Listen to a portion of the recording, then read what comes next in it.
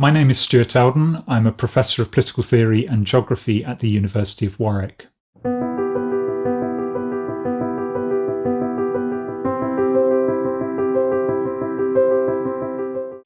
Welcome to my exp.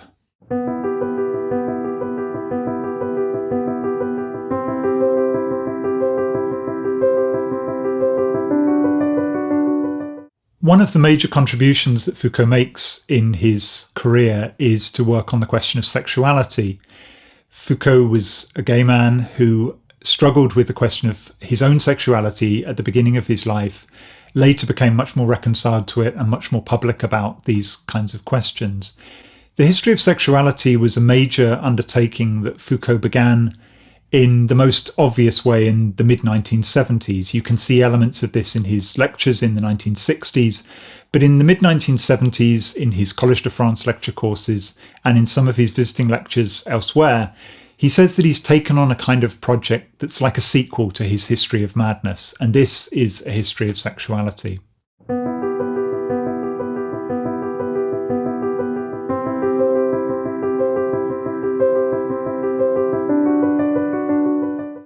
Foucault publishes the first volume of the History of Sexuality in 1976. And in that book and in a front page advertisement in Le Monde, the French newspaper, Foucault promises that there will be 5 subsequent volumes to this book. And so the first volume of the History of Sexuality is very much an introduction, a kind of an overture of themes that he plans to treat in the next books.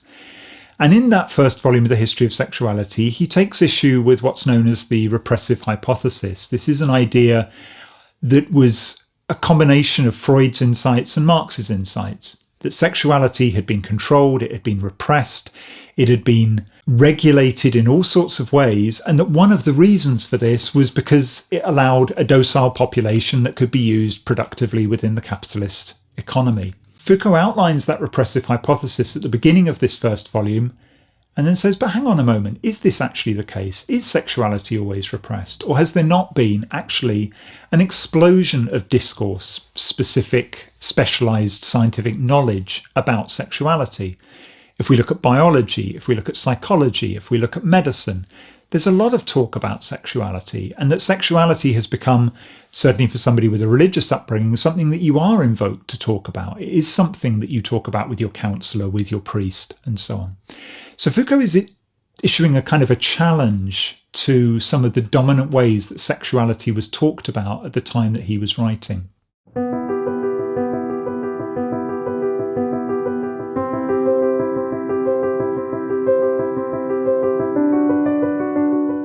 Foucault identifies the notion of aphrodisia as a way of understanding how particularly ancient Greek society understood what we would now call sexual relations, that the adult male could have sexual relations perhaps with his wife, but also with slaves, perhaps with young boys.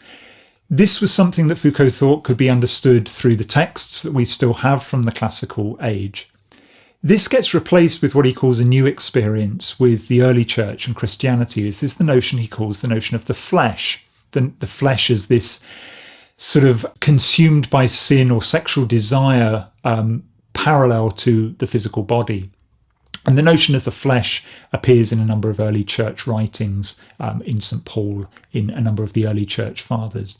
And Foucault thinks that Christian notion of the flesh, with a much more restricted and regulated way of understanding what was permitted sexual behaviour, shapes the beginning of the current era, from the beginning of Christian antiquity through into the Middle Ages. And here, instead of sexual behaviour being licensed for people in perhaps a range of different ways with a range of different sexual objects, here sexuality is either confined entirely to the married couple, so the man and the wife, or it is for the monk something that is removed entirely, the question of abstinence, the question of celibacy. So Foucault thinks that something different has happened in this, and it is in the early church that you find these kind of regulations that control and organise sexual behaviour.